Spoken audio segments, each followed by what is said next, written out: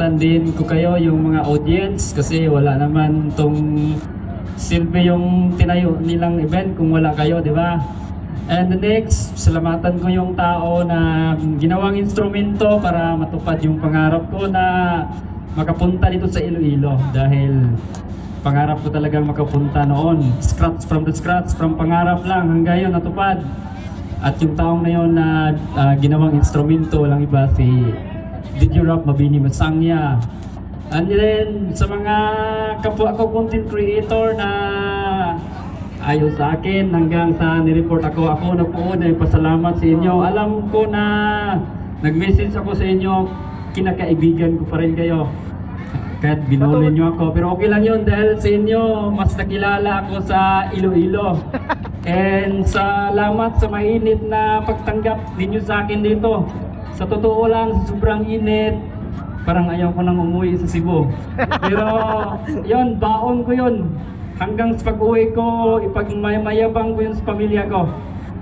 Pero in the right way, hindi sa ano, di ba?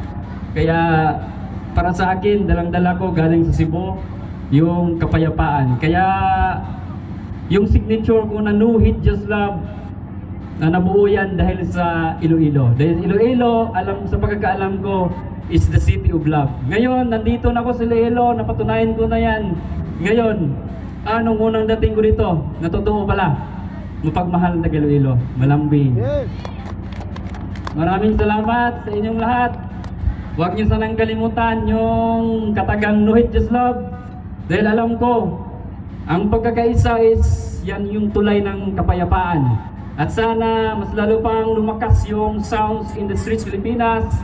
At ako po ay nagpapasalamat bilang representante sa Cebu dahil kami po ay na inspired sa mga Iloilo sounds. At dahil sa Iloilo, nakagawa po tayo ng record sa buong mundo.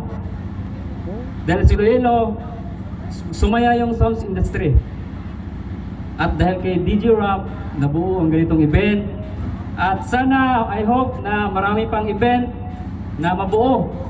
Di lang si Iloilo, or di ba yung pinakamalaking event, Luzon, Visayas, Mindanao na sound system. Sana siguro, pangarap ko yan.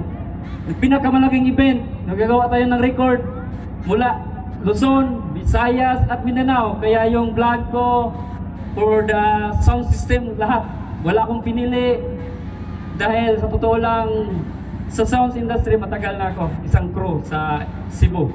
Kaya yung mga sound system owner, ginawa kong mga vlog, yung mga sound sila para gusto kong ma-feel sa kanila yung merong isang taong nagmamahal at nag-appreciate sa kanilang mga ginagawa kahit wala naman silang kita doon, sa totoo lang. At saka yun niya, yung mga content ko is focus sa promotion sa sound system. Yung iba sabi nila mahina, pero hindi.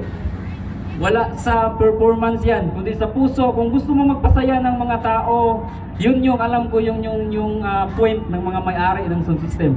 Kaya hindi bahira magtayo ng sound system. Kaya hindi ko na patataasin pa yung speech ko dito dahil baka iyak ako ba? Napakasimple kong tao.